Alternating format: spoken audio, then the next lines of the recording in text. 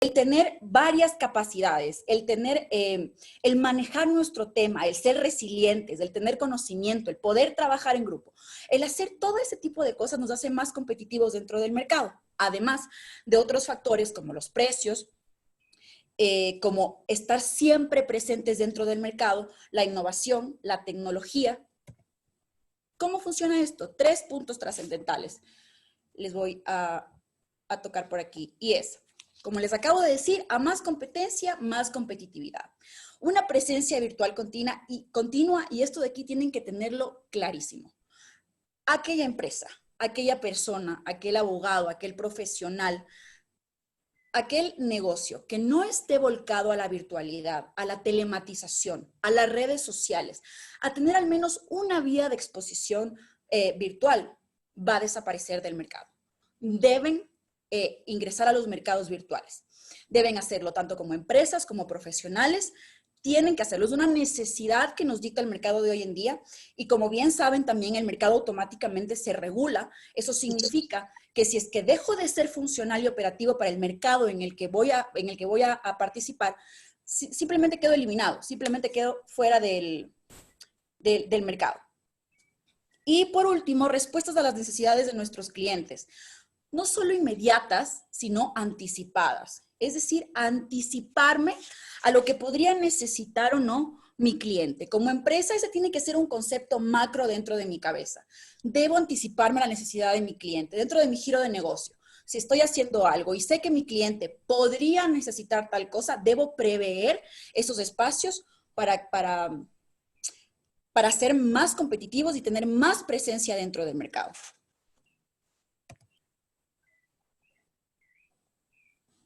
Y por último, vamos a mencionar el concepto de normalidad.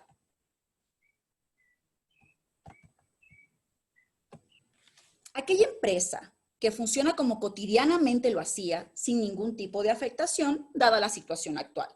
Igual para dejarlo todo, una concepción muy básica y muy fácil. ¿Qué es operar hoy en día con normalidad? Es aquella empresa que pudo funcionar dentro de esta emergencia sanitaria como cotidianamente lo hacía, sin ningún tipo de afectación, sin ningún tipo de merma económica, sin ningún tipo de doble gasto. Esa es la empresa que ha operado con normalidad en estos días y en esta emergencia sanitaria. Ahora, con esto les voy a pedir que piensen en un ejemplo de una empresa que en efecto ha funcionado con normalidad, pero ojo, con normalidad, que lo piensen y se lo tengan, lo mantengan. Por cuestiones del tiempo no les voy a dar la palabra para que intervengan, sin embargo, posteriormente vamos a poder hacer un conversatorio más amplio. Pero un poco el goal, un poco la meta, es que para ser competitivo tengo que poder operar con normalidad. Esa es básicamente una de las premisas principales y más fáciles. Para poder ser competitivo y tener presencia de mercado, tengo que poder operar con normalidad. ¿Para qué? Para reducir los gastos, para que no se me incrementen tampoco, para poder estar presente siempre dentro del mercado, para poder ofertar y ofrecer lo que generalmente oferto y ofrezco.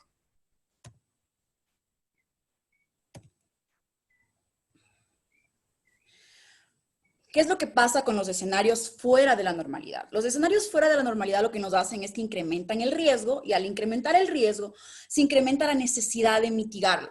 Esto hace que exista una logística mucho más complicada. Es decir, debemos aumentar y tener más medidas de protección. Por ejemplo, hoy en día todos los delivery de comida, ¿verdad? Han tenido que incrementar su gasto. ¿Por qué? Porque han tenido que implementar a sus trabajadores de medidas de protección y de cuidado, trajes, equipos de protección para la boca, etcétera, etcétera. La distribución es un gasto extra. Las medidas de precaución dentro de la distribución es otro gasto extra. El cierre de los lugares de comercio físico no solamente es la falta de un ingreso, sino que también es un gasto extra porque probablemente toda la gente que tenga locales de la mediana, pequeña e incluso de la alta industria pagarán un alquiler o tendrán algún valor que proporcionar. Y entonces van a tener que seguirlo pagando porque el hecho de que estemos en cuarentena y estemos encerrados no significa pues que todas nuestras responsabilidades se terminen. Entonces, es una incrementación de gastos de una recesión de ingresos. Todo esto en un escenario normal no debiera ser utilizado. Y así como podrán ver, si se hace un estricto análisis de ¿Qué empresas han funcionado con normalidad? No van a encontrar muchas, no van a llegar a muchas respuestas. Sin embargo, hay una, y junto con ella algunas otras varias, pero hay una que ha funcionado de forma espectacular. Y esa empresa es Google. Los creadores de este gigante de gigantes, sobreviviente de sobrevivientes, es un empresario de empresarios. Es visionario y ha entendido completamente el concepto de adaptabilidad, de futuro y de necesidad. O tal vez quizás no lo ha entendido y tuvo un poco de suerte, pero vaya que este de aquí sí que es un buen negocio. Este de aquí, hemos estado encerrados todos dentro de la cuarentena, ¿verdad? Muchos de nosotros sin poder hacer absolutamente nada. Algunos se han tenido una producción más elevada, pero Google ha trabajado todo el tiempo de forma normal, al igual que Instagram, al igual que Facebook y algunas otras de las redes sociales. Han trabajado en perfecta normalidad porque Google ha implementado el teletrabajo como forma de trabajo desde el día 1 de que empezó a existir. Google no maquila absolutamente nada, no hace un producto, no tiene que tener una fábrica para hacerlo. Se autorregula dentro del mercado. Ha seguido trabajando. Es más, ahora que nosotros estamos encerrados y que hemos tenido muchísimo más tiempo y estamos en esta situación de crisis sanitaria, ha trabajado mucho más. Entonces, este gigante de gigantes no maquila nada, gana mucho, parece que no hace nada y trabaja el triple hoy por hoy. Y esto de aquí es lo que se llama adaptabilidad y crecimiento dentro de mercado.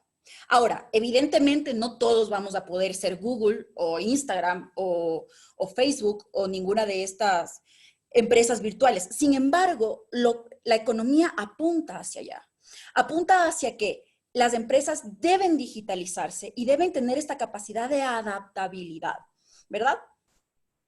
Un poco no es ser Google, sino extraer de Google el concepto de adaptabilidad y de interacción dentro del mercado, además de la generación de necesidad de uso, que es algo que no teníamos hace un tiempo. Hace un tiempo no necesitábamos a Google, ni a Instagram, ni a Facebook, ni nada por el estilo, pero nos crearon esa necesidad y hoy en día tenemos que hacerlo, lo necesitamos y estamos constantemente y frecuentemente conectados. Esto de aquí, esta empresa es tener una empresa rentable y adaptable, ¿verdad? Ahora se viene otro concepto que es sin duda alguna muy importante dentro de lo que sería la evolución económica y empresarial del mercado. Y es la adaptabilidad. Lo que acabamos de decir justamente con nuestro ejemplo de Google. Adaptabilidad, acomodarse, avenirse a diversas circunstancias o condiciones. Eso es ser adaptable. Pero maestra, ¿qué pasa con aquellas empresas que no pueden digitalizar, por ejemplo, comida? O las empresas petroleras, porque claro, comer tenemos que comer. El petróleo tiene que producirse físicamente, por supuesto, es imposible digitalizar o virtualizar algo como eso. Es imposible, pero estas empresas lo que sí tendrán que hacer es adaptarse al mercado y en todos los aspectos y en todos los rasgos en los que puedan mejorarse, por ejemplo, envíos, deliveries, distribución, uso de protección, tendrán que hacerlo. Y tendrán que subir, ¿verdad?, todos sus niveles de seguridad y salud ocupacional. No solamente por una consecuencia inmediata al COVID, sino posteriormente en la vida también, en su vida empresarial común también. Y eso nos lleva entonces a una serie de conclusiones. Sin embargo, antes de topar el tema de las conclusiones, quiero mencionar que la capacidad de adaptabilidad y reestructuración de nuestros sistemas comunes es una de las cualidades más importantes de toda persona y de toda empresa. En nuestras sociedades actuales es un requisito para sobrevivir al mercado. Si es que no logramos adaptarnos y no logramos adentrarnos en las necesidades del mercado, difícilmente vamos a poder sobrevivir al mismo. Y con esto, entonces, voy a pasar a las conclusiones que, aunque en principio van a leer la primera conclusión que dice humanos sostenibles, aunque en principio esta conclusión nos parezca un poco no tan arraigada ni no se atiene tanto al tema que tenemos en autos en este momento, sí que es importante, porque sí que es importante que desarrollemos humanos sostenibles dentro de nuestra sociedad. ¿Qué es un humano sostenible? Un humano sostenible es un humano que sea funcional, ¿verdad? Es decir, eso significa que nuestros gobiernos y nuestros estados tendrán que invertir en funcionalizarnos desde el principio. Esto significa justamente educación. Si no logramos desarrollar humanos sostenibles, no vamos a poder avanzar en la era tecnológica de ninguna manera y de ninguna forma. Porque además de todo, necesitamos reimplementar y asegurar todos nuestros principios y nuestras conductas, porque con la era digital, sin duda alguna, se vendrán una serie de contravenciones, de violaciones y de delitos diferentes a los que tenemos hoy en día. Y si no sabemos en realidad cómo actuar y cómo controlarlos y conductualmente como sociedad no nos comportamos de una forma debida y correcta, será muy complicado desarrollarnos y adentrarnos en ese mercado tan necesario que tenemos. Y en este momento les voy a dejar un ejemplo también de un par de países, Dinamarca y Nueva Zelanda. Son países que son muy virtualizados, usan muchísimo los medios telemáticos, han sobrevivido de una manera fenomenal a la crisis y tienen una educación espectacular, maravillosa, ¿verdad? Eso por un lado, me parece un tema no tiene tanto que ver con el tema empresarial, pero es algo que tenemos que tener en cuenta porque si no, no vamos a poder adentrarnos y evolucionar con el mundo virtual. Ahora, virtualizar por completo la justicia y su desarrollo, imposible en este momento. Imposible para los países latinoamericanos. Hay algunos países, en la anterior ponencia, igual tuvimos a Karina que nos explicaba y nos decía que ella en Chile, el sistema de Chile está prácticamente todo virtualizado y digitalizado, que ellos sí pueden subir documentos y manejan mucho la virtualización del sistema judicial. Sin embargo, claro, en tema de audiencias, en tema de la prueba, mencionamos también con Radamés el tema de la prueba, de que la autenticidad de la prueba, el momento de mostrar la prueba en las audiencias, todo eso se complicaría de muchas formas y de muchas maneras. Y sin duda alguna, claro que sí. Es por eso que en este momento, tal vez una virtualización por completo de la justicia y su desarrollo es un concepto un poco inmanejable e impensable. Sin embargo, es hacia donde vamos. Es el lugar hacia donde vamos y es el lugar al que llegaremos, ¿verdad? Pero ante eso primero tenemos que mostrar una serie de índices y de formas de desarrollo, no solamente a nivel estatal, no solamente que el Estado además de todo nos provea internet de mejor calidad, que tengamos mejores niveles de educación, que podamos competir de mejor manera con el resto de mercados. No únicamente eso, sino también que conductualmente, a nivel seres humanos, a nivel conductual grupal, actuemos de mejor forma. Y esto nos lleva también pues a la última conclusión, que son empresas con desarrollo telemático. Eso sí, sin duda alguna, un mercado telemático, unas empresas que operarán dentro del mercado virtual, oferta, demanda, que deben hacerlo y que deben ya estar sumergidas en esto. Y si no lo están todavía, si dentro de esta conferencia tenemos varios empresarios, deben hacerlo, deben volcarse a los medios virtuales, por más difícil que parezca, por más sin sentido que parezca que su giro de negocio no tiene nada que ver con la virtualización, tienen que hacerlo, porque los mercados virtuales apuntan al desarrollo de la economía. Bueno, empresas con desarrollo telemático que no solo sean una fuente de ingresos, sino un legado social y familiar. Esto de aquí que nos da, el momento de crear empresas telemáticas que tengan un legado social y familiar, indica que la conducta virtual también puede mejorar. Y esto nos lleva al radio de desarrollo, ¿verdad? Significa todas aquellas, todos aquellos sitios, todos aquellos lugares que se irán desarrollando y que con el tema de la virtualización de todos los mercados, de todas las empresas y de todo el sistema en sí. Entre ellos, tenemos el derecho internacional con un crecimiento exponencial. Si bien el derecho internacional ya existe, organizaciones como la OMC, Organización Mundial del Comercio, la OMPI, que es la organización que regula los derechos de propiedad intelectual, etcétera, etcétera, los tenemos y están ahí. Sin embargo, no tenemos un desarrollo tan pronunciado y tan exponencial del derecho internacional. Con la digitalización y con la virtualización de las empresas en el nivel en el que les estoy hablando, en el nivel de desarrollo futuro de que estamos pensando, seguramente habrá un crecimiento exponencial. Entonces vamos a necesitar muchos más abogados especializados en esto de aquí. Derechos de propiedad intelectual regulados a rajatabla, porque la sociedad de la información en la que vivimos, la inmediatez con la que la información se esparce, podemos acceder a mucha información de muchas formas, muy fácil. Eso requiere que los derechos de propiedad intelectual dentro de cada país y también de forma internacional tengan una regulación mucho más sustancial que con la que cuentan hoy en día. Los delitos cibernéticos. No sé si en todos los países que se encuentran presentes en este momento cuenten con alguna ley o alguna regulación de delitos cibernéticos. Sin embargo, Ecuador cuenta con una, es muy escasa, es en realidad bastante, es nuevita, entonces no está tan desarrollada, pero sin duda alguna tendrá que haber una legislación que regule a todos los delitos cibernéticos de una forma diferente, a todos los que pudieran existir. Entonces nuestros legisladores tendrán un gran trabajo con esto. A ver si ya empiezan a trabajar en realidad. Y el teletrabajo que es una de las fuentes principales de trabajo, se tiene que convertir en este futuro en el que estamos pensando. El teletrabajo tiene que ser una fuente principal de trabajo. No podemos seguir manteniéndonos obstinados en la idea del trabajo presencial.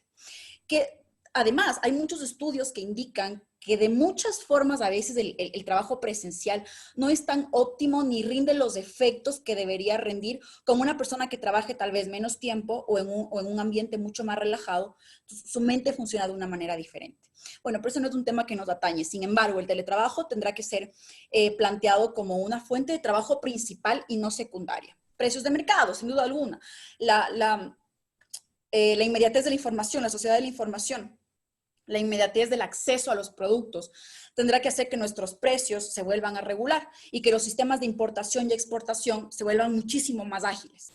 Conocimiento al menos de un idioma funcional a más de la lengua materna. Y este tema sí que parte de esos skills, parte de estas capacidades que tenemos, los va a desarrollar ahorita Bárbara también con su exposición, pero sí que me parece muy importante mencionárselos aquí también. Y es que si somos países que tenemos acceso a la información de la manera en la que lo hacemos, ¿verdad? Y que en realidad hoy en día ya es extremadamente importante y relevante que sepamos más de un idioma, o sea, más del idioma de nuestra lengua materna.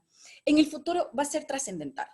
Va a ser trascendental. Hoy en día, por ejemplo, las personas que no dominan otro idioma más del de la lengua materna, todavía tienen acceso a trabajo, todavía pueden hacer ciertas cosas. En un futuro, aquella persona que no pueda comunicarse abiertamente con varias personas que hablen distintos idiomas y que tengan un idioma en común, en este caso estoy hablando del inglés, esa persona sin duda alguna también será una persona prescindible, porque la inmediatez de la información, la accesibilidad a la información, la accesibilidad al mercado, las empresas interactuando como interactúan, requieren sin duda alguna de que al menos sepamos, no, entiéndanme bien cuando les digo al menos un idioma más. El desarrollo de la capacidad oral y de la capacidad de simplificación de los contenidos. Esto de aquí es un tema igual trascendental, importantísimo. Saben, aquí en Latinoamérica, no sé si les pasa a todos los países, pero en Ecuador los abogados tienen verborrea, sufren de verborrea, ¿cierto? Les encanta. Hay una cosa que pueden decir en media página y lo dicen en 6. Y claro, eso de ahí no solamente que dificulta el sistema, actualmente ya, no solamente que dificulta el sistema judicial, sino que además tiene a nuestros jueces y a nuestros secretarios y a todos nuestros funcionarios judiciales con 6 hojas en las manos. Lee lo mismo y lo mismo y lo mismo y lo mismo. Eso es completamente innecesario. Una de las principales capacidades que se deben desarrollar, no solamente empresarialmente, sino a nivel también abogados y a nivel profesionales, es la capacidad de simplificación de contenidos. Hay que tener esta capacidad. Hay que simplificar lo que vamos a decir, a lo que vamos, a lo que venimos, esto fundamentado, venga, se acabó. ¿Por qué? Porque si vamos a usar todos los sistemas y las vías telemáticas, las TICs y toda la información virtualizada, no vamos a poder, pues, para pedir, yo qué sé, un apremio 12 hojas. O sea, no es correcto. Por eso es necesario que la simplificación de los contenidos sea algo muy importante a tener en cuenta. Y la capacidad oral, sin duda alguna, justamente por esto.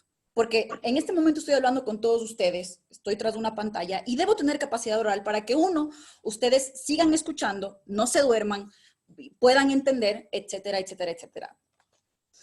Educación virtual es uno de de donde apunta completamente el tema del desarrollo y el desarrollo empresarial y educacional, ¿verdad? Todas aquellas empresas que tengan que ver con la educación van a tener que volcarse a la educación virtual también. Es una de las consecuencias y es uno de los lugares a llegar después de lo que el COVID nos ha hecho con la pandemia mundial. Y sin duda alguna la inversión en bolsa. Este último tema es un tema interesantísimo, sin embargo, no me puedo ampliar dentro del tema porque en realidad es un tema muy, muy, muy grande que requeriría de un análisis, de todo un análisis y no solamente de 15 minutos, que es lo que tengo para hablar con ustedes. Pero la inversión en bolsa es una de las formas de salvar nuestros mercados. Es una de las formas de salvar nuestras empresas, es una de las formas de hacer que nuestro sistema económico produzca de una mejor forma y de una forma diferente, ¿verdad? Ahora, claro, Latinoamérica tiene mucho el mito, mucho el miedo de no, y si es que pasa algo, y si es que no sé qué, y que no la bolsa, no estoy segura, no sé, no entiendo de qué se trata. Entonces, básicamente tenemos que desarrollar mucho los estudios y la socialización respecto de la información de lo que se refiere invertir en bolsa, ¿verdad? ¿Para qué? Para que las personas, las empresas, los medios puedan pues confiar en el sistema y en efecto realizar este tipo de inversiones. Y ahora sí que me voy a despedir únicamente con una recomendación. Y mi recomendación principal para todas las empresas es esta fórmula que les he presentado en este momento, que evidentemente tiene muchas más acepciones, tiene muchas más consideraciones, pero que dado el tiempo limitado he intentado condensárselos de la forma más precisa y más adecuada. Las empresas tienen que utilizar esta fórmula, C más C más A, y es facilito, lo que les dije en principio. Competencia más competitividad más adaptabilidad. Es allí en donde se encuentra el key de que las empresas puedan sobrevivir a escenarios económicos límites como el que nos encontramos en este momento y futuros también. Ahora, para la competitividad tenemos que tener en cuenta que la innovación, la tecnología, la estrategia y el correcto liderazgo son parte de las cosas principales para hacer que nuestras empresas y nuestra forma de actuar dentro del mercado vaya de forma correcta. Y sin duda alguna, sin lugar a dudas, de hoy en más, los empresarios tienen grandes retos, gigantescos retos respecto del mercado y de su desarrollo dentro del mercado de hoy en adelante. Muchas gracias, Eric. Muchas gracias, chicos. Muchas gracias, profesora María Amada. Voy a dar la oportunidad ahora a la profesora Mónica Ramírez, una breve presentación. Ella es abogada especialista en Derecho Procesal por la Universidad del Rosario y es actualmente coordinadora jurídica de la Dirección de Posgrados de Derecho de la Universidad Externado de Colombia, para que pueda hacer comentarios en relación con las preguntas de nuestro amable auditorio. Si tienen preguntas, los invitamos por favor a que las escriban en el chat y las iremos comentando. Gracias. Adelante, profesora Ramírez. Hola Eric, hola María, ¿cómo estás? Bueno, te vamos a formular una pregunta que aparece dentro del chat para que le contestes a uno de nuestros participantes en el foro. En Europa y Asia es mayor el avance en la virtualización. No es así en América Latina. ¿Cómo podemos salir del deber ser y qué podemos recomendar hoy en nuestros países con gran participación de la informalidad en la economía? Lo que sucede, muchas gracias por la pregunta, me parece una pregunta interesantísima. Lo que sucede es que también debemos considerar la evolución, ¿verdad? A quien me hizo la pregunta, Moni, ¿me puedes decir por favor el nombre de quien me hizo la pregunta? Claro que sí, aparece registrado como E. Rodríguez. Señor Rodríguez, o señor o señora Rodríguez, lo que sucede también es que en Europa tiene bastantes más cientos de años de evolución que América Latina.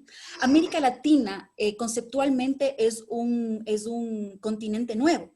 Entonces, lo que sí que hay que tener es confiar en el desarrollo y en la progresión. No podemos tampoco dar saltos agigantados o dar saltos extremados o extremistas en el desarrollo. Tenemos que ir adaptándonos al mercado y a la evolución del mismo. Por supuesto que en Europa hay una regulación y un manejo de mercado y de virtualización mucho más avanzado. ese justamente es el lugar donde tenemos que ir desarrollándonos. Es el lugar al que tenemos que ir caminando, es el lugar al que tenemos que seguir avanzando, ¿verdad? Ahora, una recomendación que yo les daría a las empresas y a los abogados es justamente que se adapten al mercado. ¿Cómo me adapto al mercado?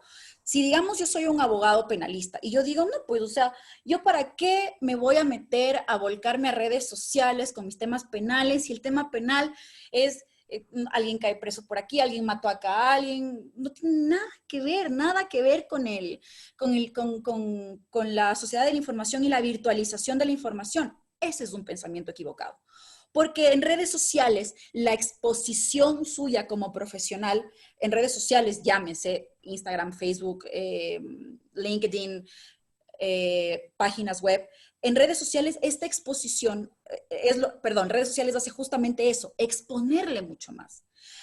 Al estar más expuesto, tiene más capacidad de trabajo y de socialización de su propia información y de su propio portafolio, o bien como abogado o bien como empresa.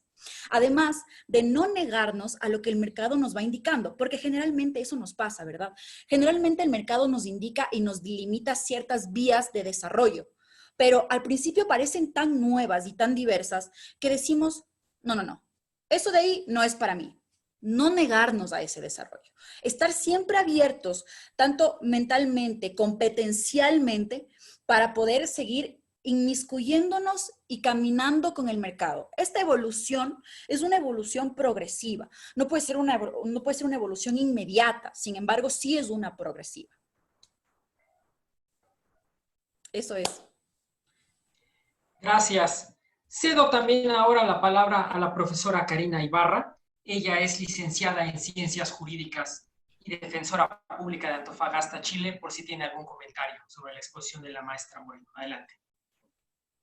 Hola, creo que es un gran desafío que se nos presenta a todos y que justamente María da en el punto que debemos nosotros considerar, y que es la capacidad de que nosotros tengamos de innovar y de reconocer también el liderazgo y las competencias que son innatas, porque de hecho solicité participar porque no me puedo quedar callada en relación a que justamente fue mencionado en su ponencia el ministro de Salud de Chile, que ustedes, bueno, mundialmente ha sido conocido por una serie de declaraciones nefastas que ha dado, como por ejemplo que, como sabemos, si el virus muta y se transforma en buena persona, y eso se debe, o el día de ayer ocurrió nuevamente una vergüenza a nivel mundial, y es que ellos no estaban contabilizando dentro de los contagiados a las personas asintomáticas, y se ha generado una polémica súper grande en Chile, porque cuando llegó este gobierno, no quiero politizar, pero quiero que en definitiva entendamos a lo que Mía alude, que es pastelero sus pasteles. El doctor Mañalich fue expulsado del colegio médico, y no obstante es ministro de Salud de Chile, y eso se debe por lo que ocurre muchas veces en nuestros países, que se da el cuoteo político, en donde se privilegia la posición de poder frente al liderazgo. De hecho está ampliamente cuestionada una carrera que acá en Chile fue de amplio auge, que es la ingeniería comercial, que es un tipo de mixaje entre administración de empresa con relaciones humanas, y porque ha sido ampliamente debatido, porque la mayoría de las recomendaciones que se han tomado a partir de esta pandemia han sido tomadas por este tipo de profesionales, ¿no? Se ha tomado en consideración las indicaciones que ha dado, por ejemplo, el Colegio Médico, respecto a los cuales son mucho más competentes, y en definitiva la población lo que ha tenido que hacer es desobedecer al gobierno, que en pos de cuidar la economía ha sido bastante avesado, y no se ha tomado las medidas conservativas necesarias, a diferencia de lo que ha ocurrido con otros países, que sí se ha frenado. En mi caso en específico, me ocurrió a mí que cuando empezó esta pandemia, yo estaba en Colombia, y Colombia había tomado de manera preventiva en cada uno de los distritos o regiones medidas como a nivel de educación cívica, o sea, sin necesidad de existir un decreto de manera obligatoria. De hecho, comenzaron a cerrarse las ciudades de forma previa a que se hiciese de manera nacional. Y en Chile nosotros hemos tenido que hacer esto porque lamentablemente ha existido un mal manejo de la información, y eso es porque las personas que están a cargo no tienen la competencia y han manejado esto de manera genérica. Entonces a mí me parece súper bien la intervención que dice la doctora Moreno, porque efectivamente, si bien todo podemos aprender frente a las crisis, debe priorizar esto que hablamos de la especialización. Creo que dentro de la especialización está la respuesta para poder tomar de manera adecuada las decisiones correctas y no perjudicar la población, como es lo que está ocurriendo en nuestros países de Latinoamérica, incluso los países que decía María, que son mucho más virtualizados y mucho más modernos, o incluso Nueva Zelanda ha logrado salir porque ellos han sido estrictos en las medidas. ¿Y por qué? Porque también existe una concientización a nivel ciudadano, o sea, acá Que es... hablábamos justamente, Cari, de la educación. Tenemos una educación inicial tan estructurada y tan bien fundamentada que no tenemos que básicamente ni rogarles, ni convencer con campañas millonarias de socialización a nuestros ciudadanos, porque nuestros ciudadanos están tan bien educados, son gente que puede ser tan solidaria con el Estado y con la situación de ese momento en el país, que simplemente escuchan, hacen caso. Entonces, eso es un poco también a lo que tiene que ver con la educación, y muchas gracias por tu aporte, Cari. Me parece fenomenal y muy acertado todo lo que has dicho. Perdón, he visto una pregunta aquí en el set de preguntas, no sé si esta es la que contesté, que dice, ¿cómo sigue funcionando el Poder Judicial? ¿Está todo paralizado? ¿Qué recomienda la doctora Moreno para asesorar a clientes o empresas? Te voy a hablar, no, eres tú, Cari, eras tú la que preguntó eso. Vale, lo contesto entonces.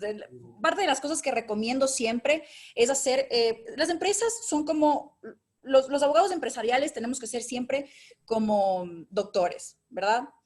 A cada doctor le llega un caso diferente. A ningún doctor le llega un caso igual porque cada persona es una persona distinta. Eso significa que cada empresa es una empresa distinta. Lo primero es hacer una radiografía a la empresa, saber qué pasa con la empresa, cómo está situada, qué es lo que tiene, cuál es la forma de manejar la empresa, qué es lo que necesita, y conforme a eso irle dando recomendaciones. Pero muchas de las recomendaciones iniciales, y que seguramente tendrán que ser las recomendaciones de hoy en más, y después de mucho tiempo, es justamente lo que mencioné en parte de mis conclusiones. Una propiedad intelectual muy fuerte, una propiedad intelectual que esté muy cuidada, muy arraigada a cada una de las empresas. Un desarrollo internacional, que las empresas tienen que tener desarrollo internacional, por más mínimo que sea o por más mínimo que aparentemente empiece. Tiene que haber contacto internacional. Empresas sin duda alguna inclusivas, empresas que puedan tener trabajo en grupo, empresas que tengan competencias de innovación. Todo esto hay que transmitírselo un poco a la empresa. Claro que existen otros profesionales mucho más especializados en este tipo de temas y en este tipo de cosas. Sin embargo, el abogado sí que tiene un rol trascendental, porque el abogado es el que cuida que todas estas cosas se puedan realizar y delimita cómo cada una de estas cosas van a poder hacerse. Entonces es muy importante que el abogado empresarial sea un poco todólogo, un poco de todo, porque va a tener que inmiscuirse en todos los temas con los que la empresa tenga que ver. Eso es, Cari, espero haber contestado tu pregunta.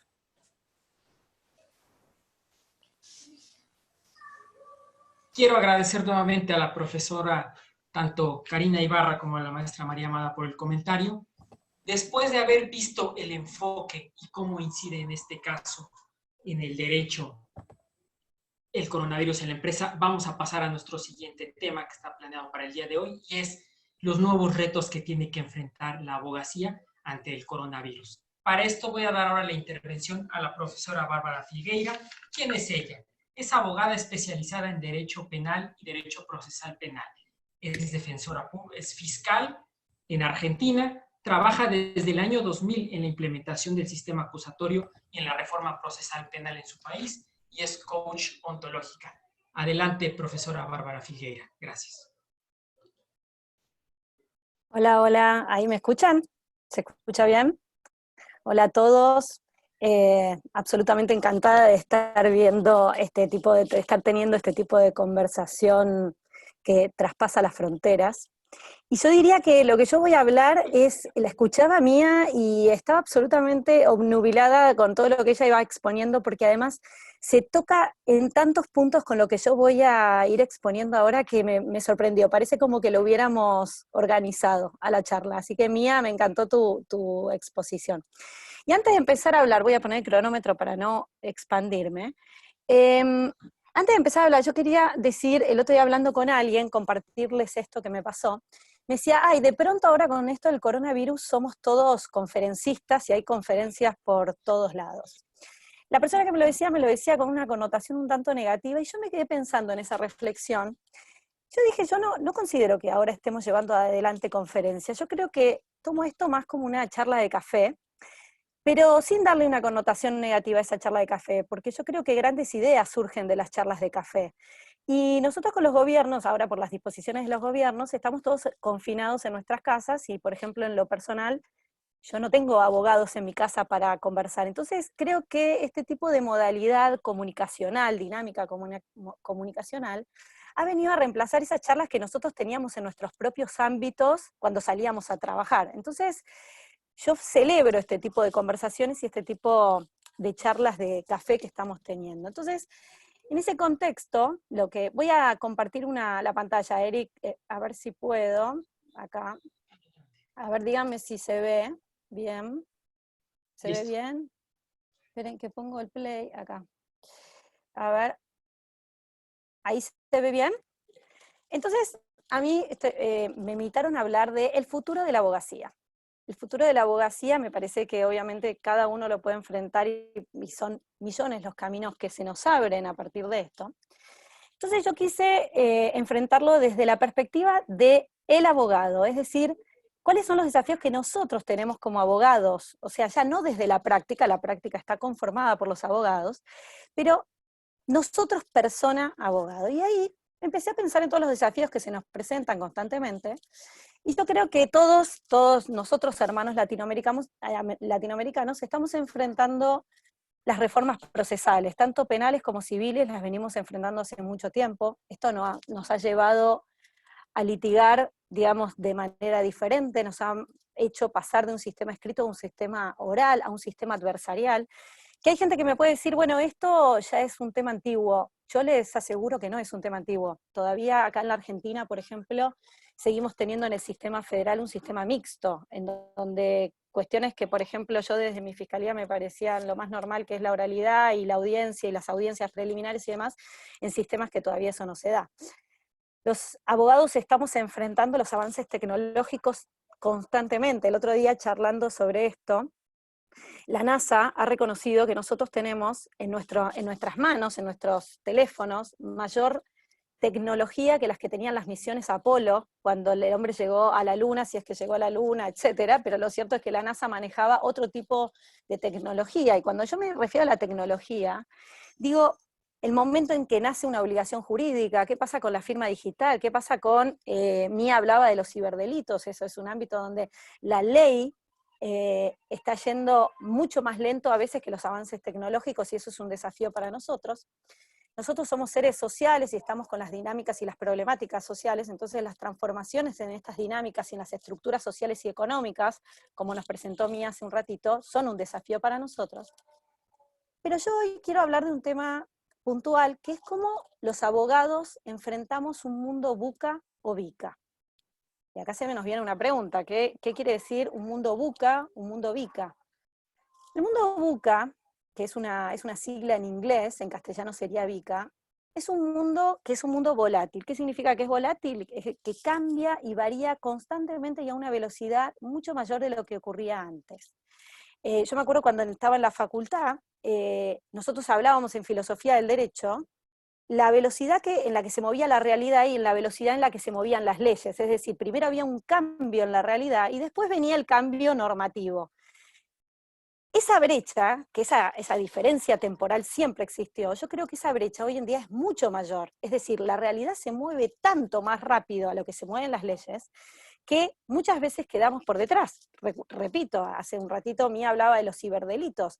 ¿Cuántas conductas han quedado por ahora en lagunas legales porque no hemos llegado todavía a legislar esas cuestiones, por ejemplo, en términos de informática.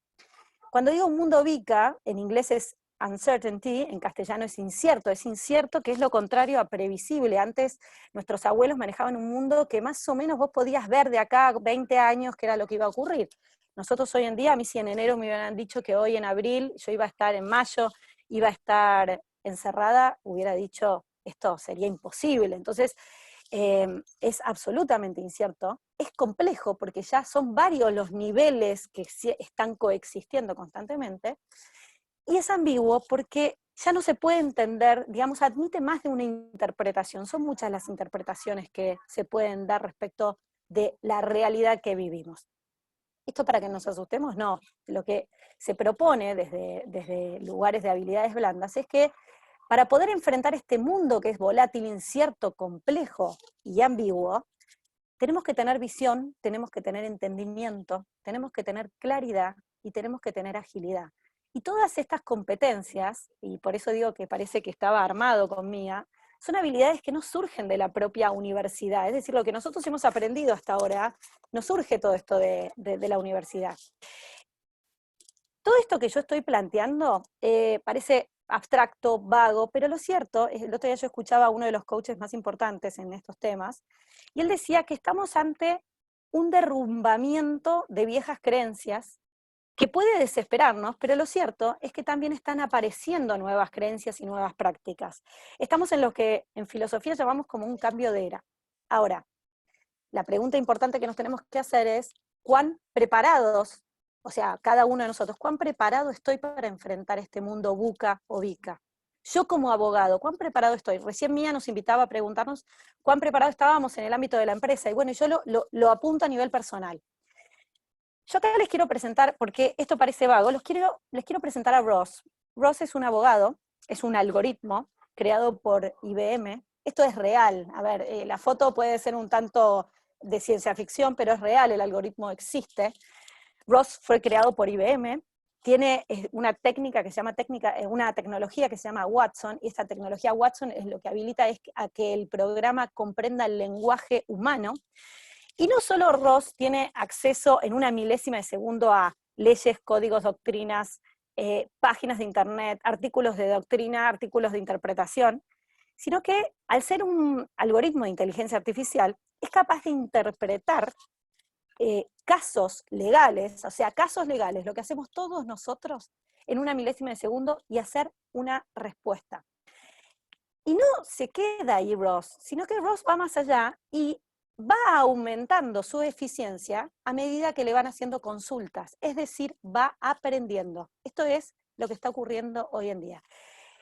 Ross actualmente es abogado, es un algoritmo que se utiliza en un estudio jurídico de Estados Unidos, o sea, eso es lo que yo les quiero llegar, esto existe. Y si bien todos nos podemos preguntar y decir, bueno, a ver, acá en Argentina todavía no tenemos a Ross, sería muy caro, la verdad que no, todavía faltan años para que esto llegue.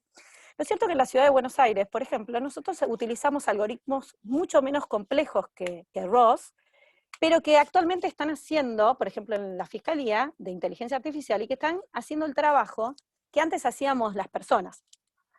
Entonces, lo que quiero decir con esto es, esto llegó para quedarse y para seguir avanzando. Entonces, acá es donde se nos vienen las preguntas que nosotros nos tenemos que hacer como abogados, y que es, si existe ROS, existe la inteligencia artificial, y existen los avances tecnológicos, ¿qué puedo ofrecer yo como abogado y cuál es mi valor frente a la práctica del derecho? Entonces, eso es lo que yo quiero que nos preguntemos. ¿Qué es el valor? Entonces, ¿me escuchan? Ahí. El valor, yo siempre escucho a una persona que se llama, un formador y un conferencista que se llama Víctor Coopers. Víctor Coopers dice que el valor nuestro está relacionado, el valor de cualquier persona, está relacionado por el conocimiento que tiene, por las habilidades que tiene, y por la actitud. Y él lo que dice es que lo maravilloso de esta fórmula, que se las expongo acá, es que el conocimiento y las habilidades se suman y la actitud se potencia. Es fantástico escucharlos, después si quieren yo les paso. Lo que dice Víctor Coopers en este caso, para mí es fabuloso. Y llevándole, copiándome en esta modalidad que hace Víctor, Yo creo que el valor de un abogado, salvando que, por supuesto, el valor personal tiene que existir, o sea, conocimiento más habilidades potenciado por la actitud, los abogados tenemos que saber de normas, tenemos que saber de jurisprudencia, tenemos que tener el conocimiento de las habilidades previas, pero todo eso tiene que ser potenciado por competencias transversales. ¿Y por qué? Ahora vamos a ver qué son las competencias transversales. ¿Y por qué digo esto? Porque muchas veces a mí me dicen, ay, pero que vengamos a hablar de la felicidad o de las habilidades de liderazgo o de un montón de competencias transversales, si uno no sabe la norma, no. A ver, esto es lo que yo siempre quiero decir.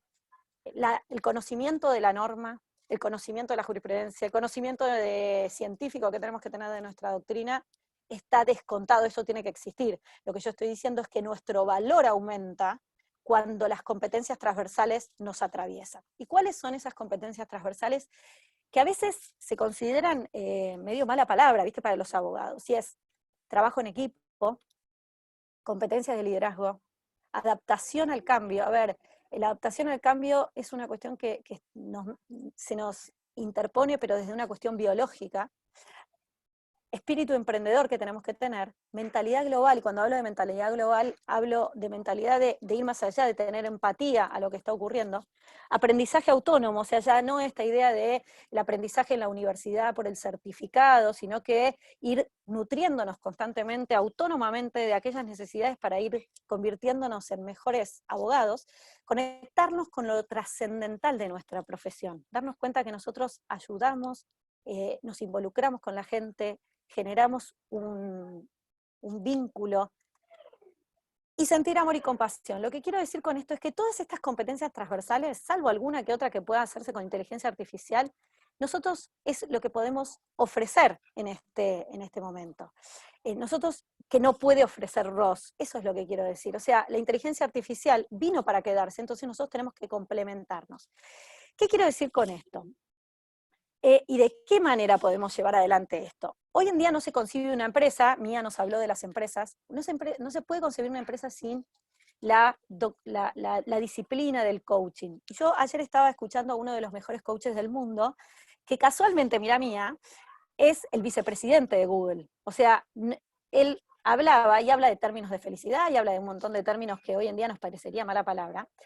Y escuchándolo hablar ayer en un webinar, él me decía, estar parado en un terreno que sea fértil y que no marchite. Y yo dije, porque si yo estoy parado en un terreno donde me voy a marchitar y voy a marchitar a los otros, esto lo hablaba el vicepresidente de Google, esto es lo que quiero que entiendan, él decía la importancia de estar en un terreno que yo sea fértil y fertilice a todo mi alrededor. Entonces, enseguida se me vino la figura del abogado, porque nosotros estamos con la problemática cotidiana de la gente todo el tiempo. Entonces, cuando yo estoy parado desde un lugar en donde contamino y marchito al otro, y cuando estoy parado desde un lugar que nutro al otro, más allá de la respuesta legal, concreta, rápida y eficiente que pueda dar. Entonces, hay infinidad de ejemplos, y podemos ir, no sé si alguno vio la película La historia de un matrimonio, como cuando ingresan los abogados, una separación que se estaba llevando a cabo de manera ordenada, digamos, prolija entre ellos, sin ningún resentimiento,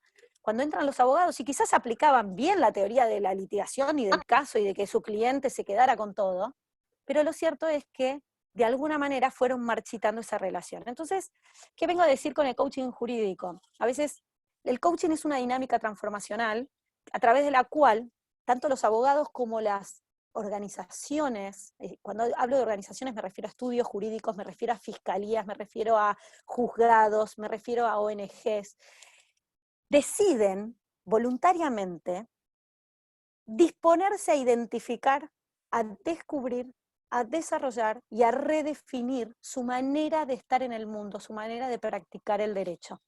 Esto se hace a través de conversaciones. Y lo que quiero decir con esto, yo actualmente estoy escribiendo un artículo que se llama De eso no se habla, porque a veces a mí me ha pasado en el ámbito público, cuando hablamos del coaching, la gente primero lo lleva a cuestiones de brujería o cuestiones de hippies o cuestiones que no están relacionadas con nuestra carrera, y me dicen muchas veces, nosotros no somos una empresa. Y yo entiendo, nosotros no somos una empresa, pero nosotros sí buscamos un resultado, y nosotros sí buscamos un producto. Y como yo les decía antes, descontando que conocemos las leyes, descontando que conocemos los procedimientos, descontando que conocemos la Constitución, los equipos que además están atravesados por las competencias transversales son mucho más eficientes a la hora de gestionar un caso. Vayamos a lo penal, vayamos a lo civil, vayamos a realizar un contrato, vayamos a asesorar una empresa. Hoy en día estamos, como dije, atravesando un mundo complejo. Ya no, saber leyes y saber códigos no nos alcanza como abogados para ser competitivos. Entonces, Mía hablaba hace un rato de humanos sostenibles, dijiste, Mía, humanos sostenibles. Me encantó eso, porque estamos enfrentando esta complejidad del mundo. Entonces, un poco, a modo de conclusión y para no extenderme más, y en el marco de lo que considero esto un disparador, una charla de café y sentarme a hablar con colegas que compartimos nuestra carrera y nuestra vocación, yo creo que tenemos, como abogados, tenemos que tomar conciencia de que estamos enfrentando un mundo VUCA, que debemos adquirir competencias transversales para enfrentarlo, y que herramientas como el coaching jurídico hay un montón, pero que ya no nos tenemos que limitar solamente en la interpretación normativa de las leyes, qué ha dicho el tribunal oral, número tanto, sino que considerarnos humanos, que estamos tratando con humanos y que podemos hacer una labor que vaya mucho más allá de lo que puede hacer un abogado como Ross. Así que esa es mi invitación, y esa era lo que yo quería compartir con todos ustedes. Así que muchas gracias por haberme invitado a hablar. Muchas gracias, profesora Bárbara Filgueira. De nada, de nada. Voy a dar la oportunidad.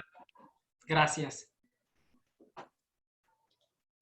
Voy a dar la oportunidad al profesor Rafael Radamés Rondón, de República Dominicana. Él es licenciado en Derecho, especialista en Derecho Laboral y en Litigación en el nuevo proceso penal, para si gusta hacer algún apunte. Adelante, profesor Rondón. Bien, buenas tardes a todos los colegas y amigos que se han conectado y participan con nosotros en este conversatorio.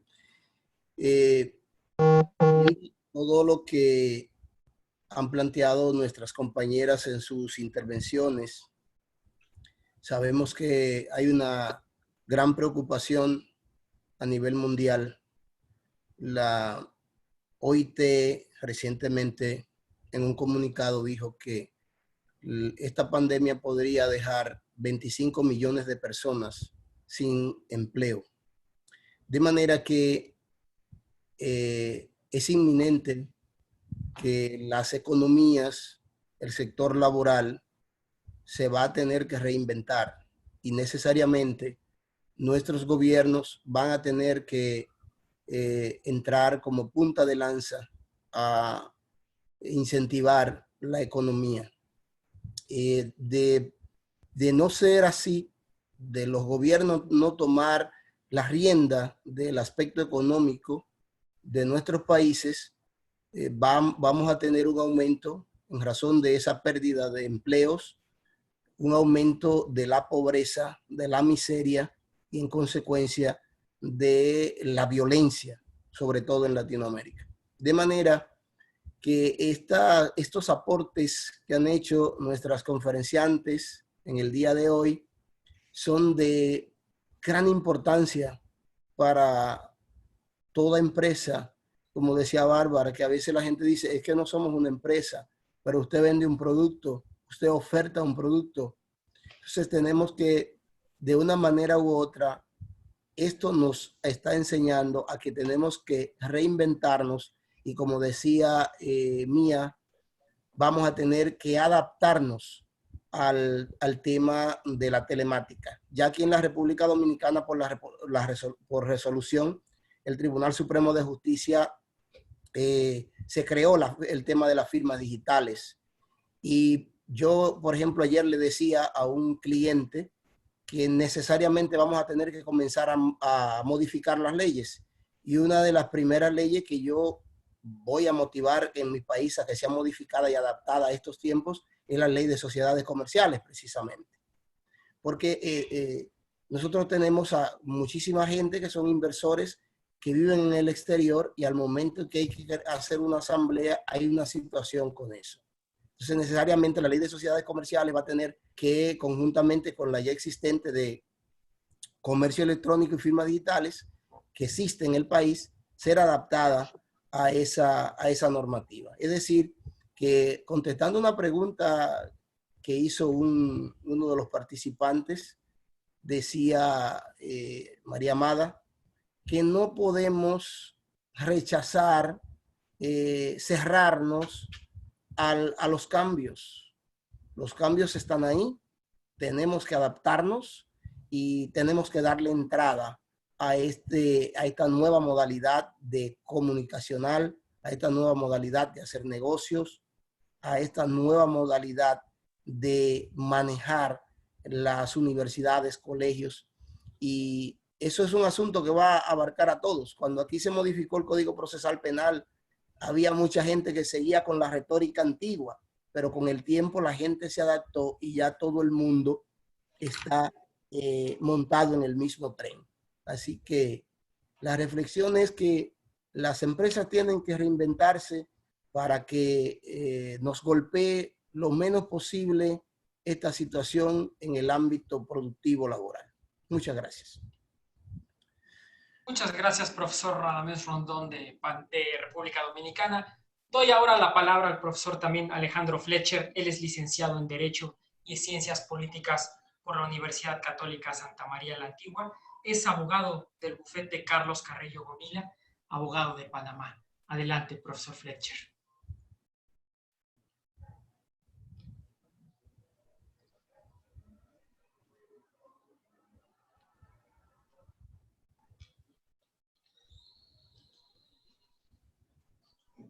Creo que está teniendo algún problema con el audio. Doy la intervención también al doctor Víctor Manuel Navacasarrubias. Él es doctor en Derecho, así como maestro en Derecho, Sistema Procesal Penal y Sistema Acusatorio de México. Y además es actualmente juez de control, enjuiciamiento y ejecución del Estado de Guerrero. Muchas gracias, amigo Eric. Felicidades a las dos compañeras. Excelentes aportaciones de ambas. Creo que como todos tenemos unas inquietudes tremendas de todo esto del sistema empresarial y el sistema del cocheo jurídico. Y aquí hay un punto bien interesante. Fíjate que en México, ¿qué se está haciendo sobre estos temas? Y la realidad es que nada. La realidad es que el tema empresarial en México lo único que se está generando son despidos, porque pues no hay esta circunstancia. Y propiamente un punto muy interesante, y hace rato lo analizaba porque es como que no meme de Facebook en México. Para los que no saben qué es un meme, es como una caricatura en una forma sarcástica de lo que está pasando, que solamente Uber está funcionando con la cuestión de la tecnología. ¿Por qué? Porque aparte tocaron un tema primordial, el tema educativo de las personas. La sociedad le tiene un temor, un pavor tremendo a la tecnología. Es que si me conecto a una red me van a robar mis datos, no sé qué datos guarden, la verdad. Yo me la vivo conectado toda la vida y es un miedo tremendo. Es que van a robar mis datos, es que mi información, como si tuvieran el secreto para la felicidad o algo así guardado, no sé. Entonces, ¿cómo tendríamos nosotros? Y esa sí me gustaría, no lo veo como conclusión, pero yo no me quiero ir sin esa pregunta. ¿Cómo nosotros podríamos mandarle a la sociedad hoy un mensaje muy sencillo, muy corto, en el sentido de referir o qué método, qué técnica tendríamos que utilizar para la sociedad para decirle que este mundo ya cambió y que si no es tecnología te quedaste en el pasado y es como la época de los picapiedras, no vas a avanzar?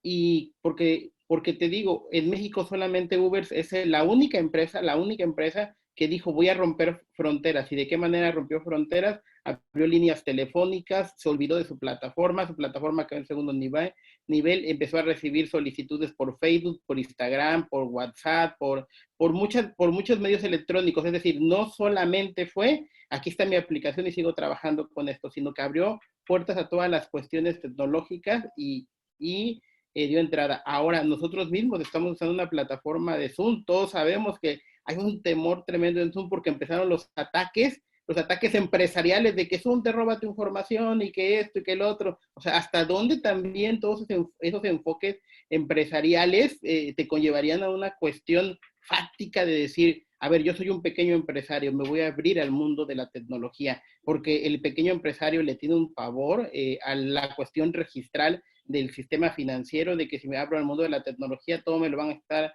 checando y entonces mis cuentas me las van a jalar y los sistemas de administración de los estados me van a tener bien revisado. Entonces son muchos factores amplios que a mí sí me quedaron como dudas. Entonces, espero, ojalá me pudiesen dar, aunque sea una conclusión muy pequeña sobre esos puntos, porque en México estamos, y es una palabra muy fuerte, estamos jodidos en ese mundo. A mí me gustaría, ¿me escuchan ahí? Víctor, me parece muy interesante lo que vos planteabas. Yo creo que frente a la tecnología, nosotros tenemos dos caminos. Uno, lo negamos y después la realidad nos lleva puesto, porque es una realidad, o nos empezamos a convivir con eso. Es lo que yo un poco les planteaba con la existencia de este abogado Ross. Es decir, el abogado está.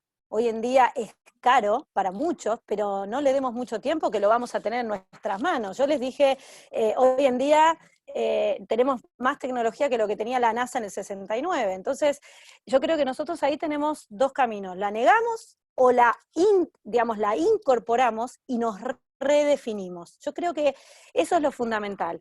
Tu pregunta está más relacionada a cómo hacemos como para comunicar eso. A ver, a mí en la Argentina lo que me pasa es, yo, más allá de las posturas que puedan tener respecto a los avances tecnológicos, ya sea con Uber o ya sea, bueno, un montón de plataformas que las combaten constantemente, lo cierto es que esas plataformas llegaron para quedarse, y no hay vuelta atrás. O sea, la manera de contratación, la manera de desarrollar el empleo, la manera en que hoy en día se va a editar un libro, a ver, ¿qué va a pasar con las editoriales? ¿Qué va a pasar con...? Digamos, hoy en día el acceso a Internet es para todos, llegó para todos, y tiene su lado bueno, es decir, hoy cualquiera puede publicar un libro, cuando antes solamente lo seleccionaban las editoriales. Entonces yo creo, a tu pregunta concreta es, ¿cómo podemos hacer llegar este mensaje?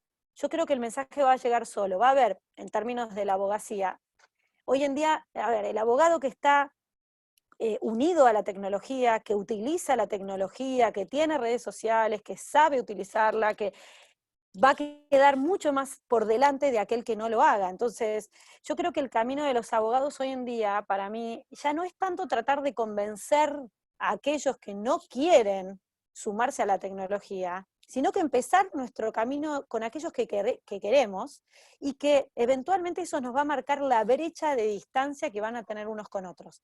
En términos de lo que yo les contaba en mi exposición, y no me extiendo más, es abismal la diferencia en una fiscalía, por ejemplo, que utiliza la tecnología en términos de investigación versus aquella que no la utiliza. Y lo mismo en las competencias transversales que yo les comentaba, en lo humano. O sea, aquellos que saben dirigir un equipo obtienen mucho mejores resultados y en muchísimo menos tiempo que aquellos que no lo hacen. Entonces, un poco la contestación de la pregunta tuya, Víctor, creo, a modo de reflexión, para mí es la mejor publicidad que tiene esto es que nosotros nos metamos en esto, digamos, y incorporemos estos avances tecnológicos, este mundo VUCA, enfrentemos a que nosotros hoy en día estamos frente a un mundo que es volátil, complejo, ambiguo, y nosotros tenemos que enfrentarlo desde ese lugar. Y yo creo que las diferencias en competitividad se van a notar en muy poco tiempo. Así que esa sería un poquito mi respuesta. Totalmente de acuerdo con la inquietud que tiene Víctor, ¿eh? O sea, yo estoy igualmente inquieta por eso. Muchas gracias, Bárbara. Profesor Alejandro Felcher, ver si está disponible de Panamá. Creo que sigue teniendo problema de conexión. Profesora Mónica Ramírez, de Colombia, creo que hay alguna pregunta de la audiencia. Sí, Eric, pero antes de esto quisiera darle la palabra a María Amada, que me estaba comentando que también quería darle una respuesta a Víctor. Un segundo, démosle la palabra a María Amada y le pasamos la pregunta a Víctor, ¿le parece? Gracias. Adelante, profesora Amada.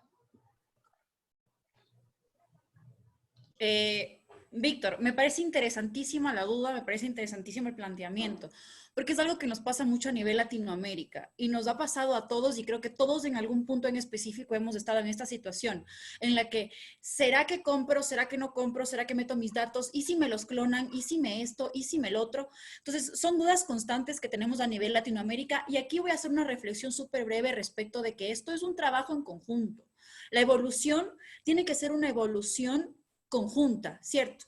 Y vamos a irnos un poco a Rousseau cuando nos habla respecto del contrato social y nos dice que en la sociedad, cuando entramos en una vida en sociedad, nosotros renunciamos a ciertos tipos de libertades a cambio de que el Estado nos prevea ciertas otras garantías. Entre estas garantías estatales está la educación. Yo creo que el Estado tiene también una participación fundamental dentro de esta socialización respecto de lo que, respecto de nuestra capacidad y adaptabilidad de uso de los medios virtuales e informáticos. ¿Por qué? Porque debemos decirle desde el principio, debemos educar desde nuestros niños. Yo soy una fiel creyente de que la educación empieza justamente ahí, en el principio. Cuando eres niño, en tu familia, en la escuelita, desde ahí lo que tiene que suceder es que nos eduquen y nos abran el campo de posibilidades y de actuación. Y luego posteriormente, también con la sociedad de la información, ¿cierto? Con esta accesibilidad tan inmediata que tenemos de toda la información, de las publicidades, de las redes sociales, páginas web, el Estado también podría utilizarlas para ir haciendo esta concientización. Pero recuerden también los conceptos de inversión que les hice en principio en mi presentación. La concientización no puede ser educación en sí mismo, ¿verdad? La educación es una cosa, la concientización es otra cosa. Entonces, si queremos tener estados que realmente funcionen y que además virtualmente se adapten, ciudadanos que virtualmente puedan condensarse y puedan adaptarse, a todo el sistema virtual, debemos educarlos desde un inicio y posteriormente debemos hacer campañas de socialización y de culturización respecto del tema. Ahora, también hay que tener en cuenta que el mercado se regula solo y como bien dijo Bárbara, aquellas personas que completamente se nieguen y no se adentren en el mercado y no intenten o de alguna forma no se constituyan como parte de la evolución, simplemente serán personas prescindibles. Entonces, social y evolutivamente, el mercado se irá regulando e irá sacando del mercado a aquellos que no lo logren e irá poniendo en posiciones privilegiadas a aquellos que sí lo logren. Y esto es esta es una función y una fórmula básica de todo y de cualquier tipo de mercado. Eso, Eric. Eso, Víctor, para tu pregunta también. Muchas gracias, profesora María Amada. Vuelvo nuevamente con la profesora Mónica Ramírez de Colombia. Hola Eric, sí, acá manejando las distintas preguntas que nos están formulando. Tenemos una para el doctor Víctor Nava en su razón de juez, pues en su investidura de juez. Uno de nuestros participantes quiere saber, ¿cambiará nuestro sistema judicial de ahora en adelante en base a esta experiencia del COVID para modernizarse de manera digital? Doctor Víctor.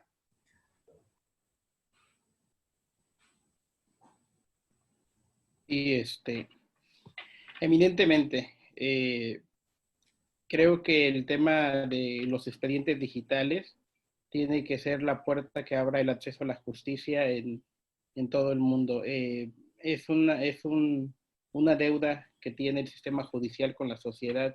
Si tuviésemos la capacidad y la preparación hoy en día en cada uno de nuestros estados para que se pudiese llegar un acceso a la justicia, porque precisamente haciendo un estudio de derecho comparado, toda América Latina, inclusive Europa, está paralizado el sistema judicial.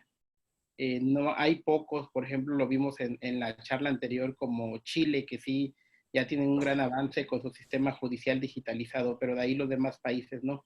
Entonces, esta tendría que ser un parteaguas para que todos los sistemas judiciales tuviesen ese acceso a un expediente digital donde las partes pudiesen presentar promociones, recibir acuerdos, llevar audiencias y sistematizar un sistema de justicia.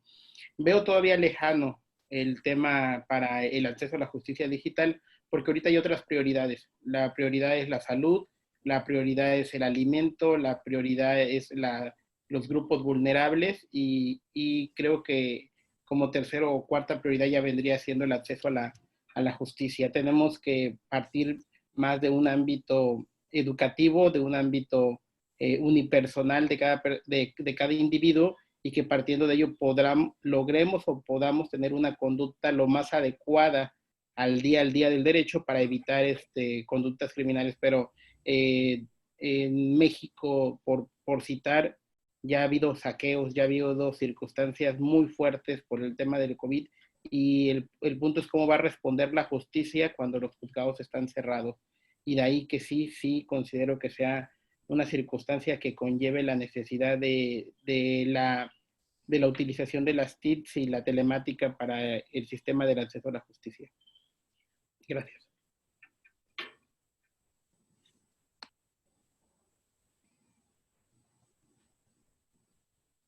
Profesora Mónica Ramírez, ¿algún comentario? Sí, Eric, ya cerrando esta magnífica participación del día de hoy, queremos darles las gracias y queremos a manera conclusiva pues señalar que dentro de nuestros retos como abogados y como demás personas que trabajamos en distintos sectores empresariales, es necesaria la implementación de las TICs y la implementación de herramientas que nos permitan tener mayor amplitud en nuestras capacidades de destrezas blandas, de diferenciarnos de un trabajo mucho más mecánico, porque como nos decía Bárbara, ya existen herramientas que pueden reemplazar ciertas actividades que nosotros como personas que trabajamos en un contacto humano ya se han venido reemplazando. Lo que nos diferencia de ellas es precisamente estas habilidades blandas. Entonces, invitarlos a todos ustedes a mayor capacitación, a crear mayores herramientas que nos permitan intervenir de una manera más cercana con las demás personas y que nos permita diferenciarnos pues de este tipo de desempeños más mecánicos, ¿no? Lo mismo en cuanto a la intervención de la doctora Moreno, invitar a las empresas precisamente a innovar y a ir más allá de la necesidad actual del cliente. Entonces, con esto esperamos pues que nos sigan acompañando en los demás foros que estaremos dictando, y les agradecemos encarecidamente su participación y nos estaremos viendo. Muchísimas gracias a todos desde toda Latinoamérica. Un especial saludo de ustedes, Mónica Ramírez desde Colombia. Muchísimas gracias por su participación. Que estén muy bien. Gracias a la profesora Mónica Ramírez por las conclusiones generales de este foro. Agradecer a nuestros dos grandes panelistas, la profesora María Amada Moreno de Ecuador y a la profesora Bárbara Filgueira de Argentina, además de los demás miembros de la agrupación de abogados latinoamericanos. A nuestra amable audiencia, pedirles que por favor nos sigan en nuestras redes sociales. El coloquio taller del día de hoy estuvo transmitiéndose en vivo a través de nuestra página de Facebook diagonal a agrupación a abogados latinoamericanos. También tenemos canal de YouTube, agrupación de abogados latinoamericanos, donde encontrarán esta información disponibles, y pedirles que estén pendientes de nuestras redes sociales para la siguiente ponencia que daremos en breve. Muchas gracias, América Latina. Nos despedimos y a seguir preparándonos como siempre. Hasta luego.